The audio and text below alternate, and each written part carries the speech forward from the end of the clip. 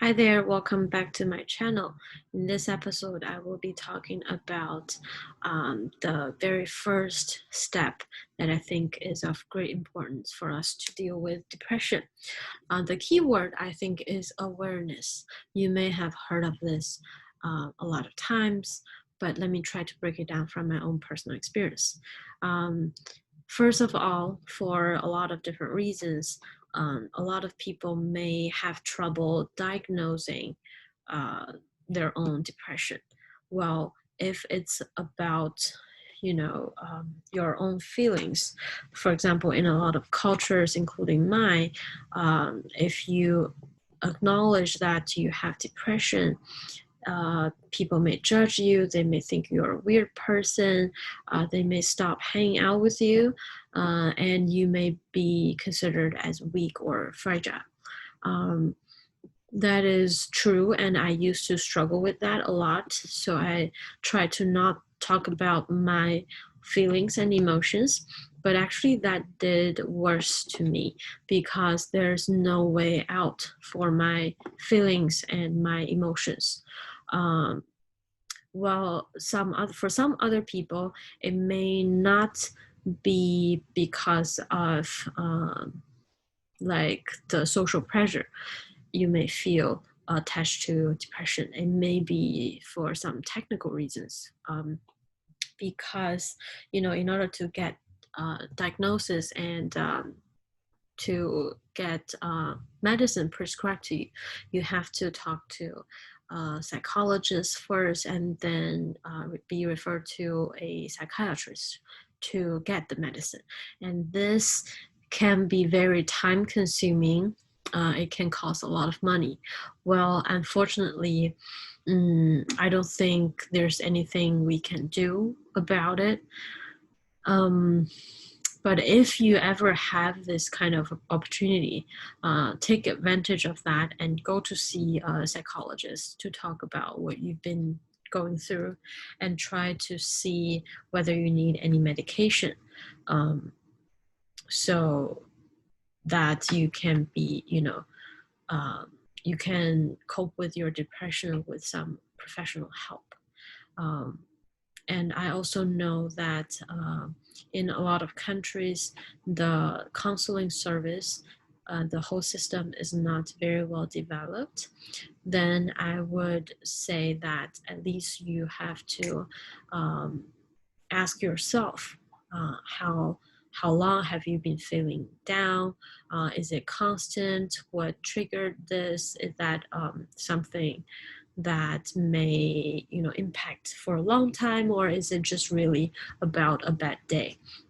So that you can better know about your feeling and whether you need to consider it at this depression level. Okay, so the first awareness is to realize you have depression and to acknowledge that.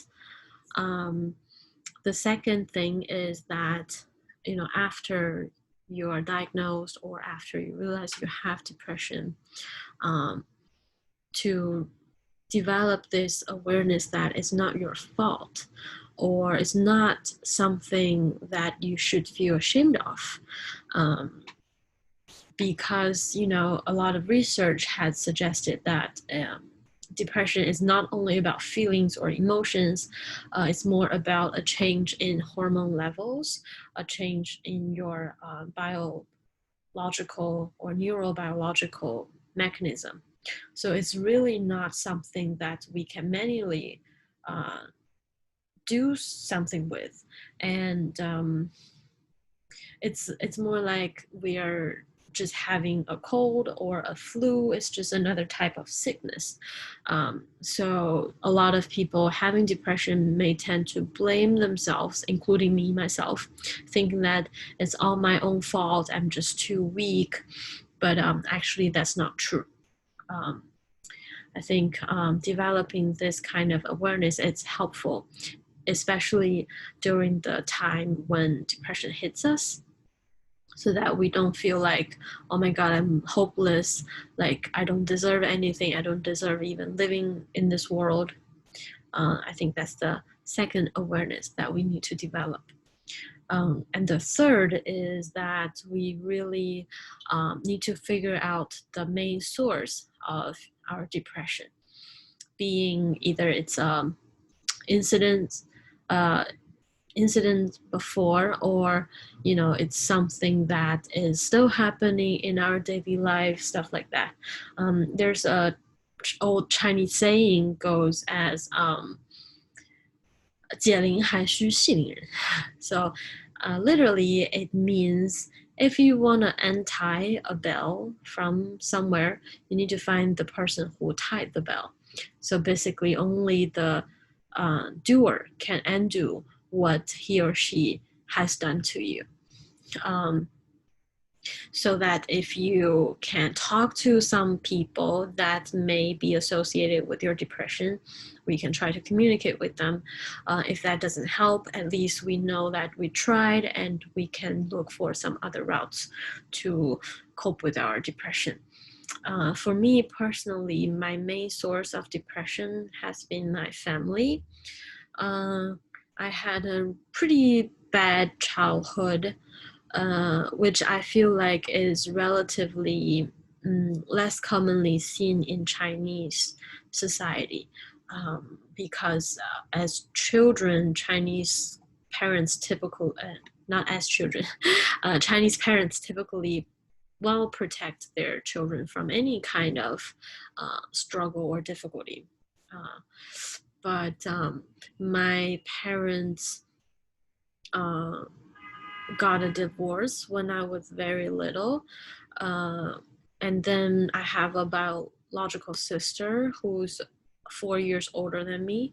She went on and lived with my father, and I lived with my mom, who remarried to my stepfather. My mom is just, I think she's crazy because she has no sense of empathy or sympathy. She feels like she knows everything and she controls every bit of my life. On top of that, my stepfather is really a beast. So it's really, really upsetting to talk about that. But I do want to share. So when during my middle school years, my stepfather, I guess, saw that I grew up a little. So he started to touch my body in a wrong way, and he forced me to watch porns with him. And later on, he started to just stay in my room for a long time every night. And he basically raped me for a few years. My mom would go to bed early, although I highly doubt that. I think she knew what's going on because she never came to my room and checked what's going on. And as a little kid, my stepfather, again, a grammatical mistake.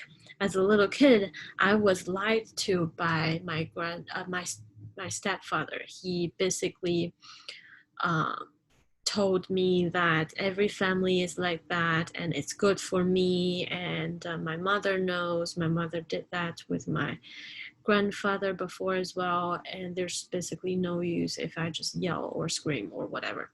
And personally, I was a pretty timid, so I didn't even yell or scream for help when anything happened. It really depended on how tight I held onto my sheet to prevent anything happening during those years. And I didn't even realize that I can ask for help because my mom and my stepfather basically just controlled me. They followed me everywhere. I didn't have a phone that I can freely use because they checked my bills and just basically investigated on every number I texted and called.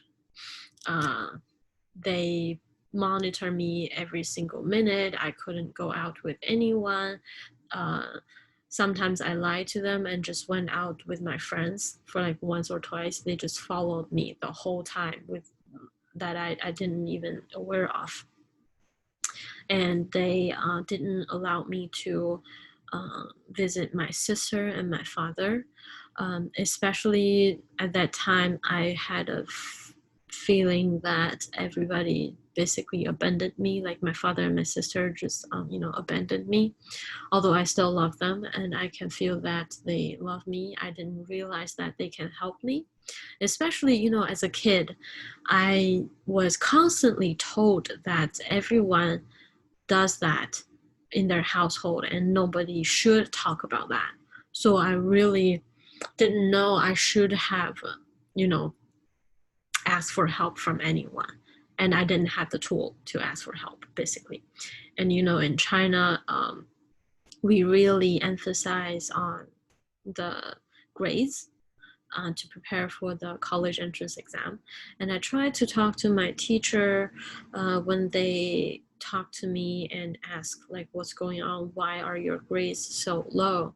I tried to shift the conversation to my family, but all they worried about is, I don't think it's your family's issue. It's because you are not, concentrated on studying and you have a relationship with your boyfriend, that kind of thing.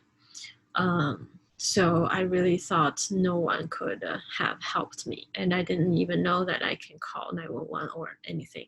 Well, that's not, 911 is not in China, but you know what I mean. So I don't feel like talking to anyone, because for all my little my little attempts, no one really helped me, or no one seemed to be interested in hearing what I really want to say. So I became more and more weird. I would say I didn't like to talk about my personal things with people, and I didn't want to know anything about their lives. So basically, I didn't make a lot of friends in middle and high school because I just had this wall to, protect my personal life, protect myself from other people. Yeah, so basically that horrible things took place for a while. And at the meantime, my mom was constantly not home. And she would just go out with other guys, and she constantly brought other guys back home. No matter whether I tried to commit suicide or I tried to stop eating, I tried to, take out knives to threaten them, saying, if you bring more guys to home, I'm gonna kill them. Basically, no matter what I tried. My mother just didn't change at all, and she blamed it all on me, like I was too sensitive or something. So basically, poor childhood, bad childhood experience. And also because what I've been going through in my home, I really didn't fit in at school as well, due to my little weird personality. I didn't, at that time I felt that the only way to sort of start a new life is to get married to a nice person, and we can start a normal and better family. And also because I didn't trust other people, I eventually started to date people, and not people, my classmates, and had a relationship with boys at that time, which was forbidden in China. As you know, as teenagers, we are not allowed to have a romantic relationship. So all my teachers hated me, my parents hated me, and my classmates hated me as well, because I was just doing a lot of weird things, right? Dating guys, being the center of people, because I was like actively in school activities just to get my mind off studying and my family. So, you know, now that I'm talking about this experience, I really can't find a way to justify everything that I did, because I guess I was just a little girl, with no help at all, and didn't know what life should be like. So I was just trying to, go with it and see what's going to happen next, and didn't even care about any consequences. Well, yeah, that's me at that time. Uh, with that said, right, my family is my main source of depression. I left home after high school, after I completed my college entrance exam, and fortunately, I went to a pretty good school, right? And at that point, all my um, shortcomings, or all of my weaknesses in terms of personality, showed up, because no one followed me anymore.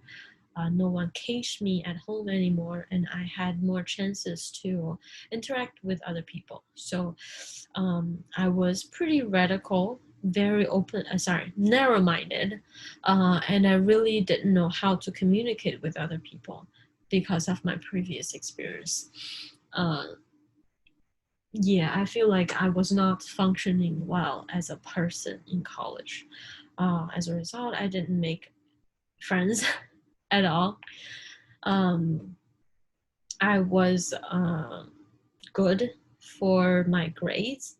I was also in a lot of student organizations and activities uh, to get my mind off of something. But yeah, I didn't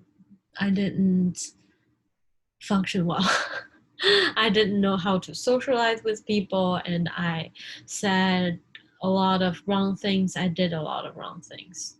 So I guess I hurt a lot of people. That's why they didn't want to be friends with me, which I don't regret, because I learned a lot through those bad experiences, those bad interactions. That's how I got more and more mature later on in my life. So I don't regret anything. Sometimes I wish I was, born in another family, in which I don't need to um, carry on carry sorry not carry on I don't need to carry so much burden, so much of my past experience with me. Sometimes I wish I was never born. Yeah, because my parents blamed it on me. Yeah, basically. You know what I mean, if you have similar experience. um yeah, where was I? Sorry, I need to pause for a little bit. um I guess I yeah, so the pressure from my past also was showcased or exerted on me, because in China, most of my friends are um, they are well protected, and they have very good families. Um, I don't know, it's hard to explain. I don't want to generalize it to all Chinese people, but at least in my circle, you know, people who have a higher education, um, boys don't want to date me, because my parents got divorced, and I was not a virgin, and I just had so much past. For them, it's like too much, and I did have some boyfriends left me because of my family. Mm. And so I was more afraid to confess, to talk to someone, because, you know, in that kind of environment, everyone is judging you. And I just didn't trust anybody. So eventually, I met some uh, friends and professors who encouraged me to quit the program at that time and to apply to here, to a school in the United States, to both open my mind and also try to find a way out from my past. So I am very fortunate to have them at that time, and I am very fortunate to have been able to uh, quit the school and apply to a master program here. And I did grow up a lot. I became more open-minded, more mature, more nicer, basically, because I was really grumpy and picky. But now I think I'm a better person, and I'm still um, learning to become an even better person. Wow, that's a lot about my source of having depression. Um, so basically, you know, I came here and I thought that I could just stay away from my mom and my stepfather. And gradually, I was able to contact my sister and my father as a grown up. So I was able to sort of find my family, like see some warming aspect of having a family, but still, you know, with like almost 20 years without them, I feel like we are still, you know, we're the strangest familiar people. We're strangers, but we're also family. It's weird. Yeah, but I have to keep my secrets away from them even now. I told my sister, because I feel like I couldn't process it just by myself for my entire life anymore. So I told my sister, and my sister got super upset about my mom and my stepfather. So they, I don't know, but I still didn't tell my father, because, you know, I just hope he can live a better life without my mom. uh, and yeah, where was I? I came here.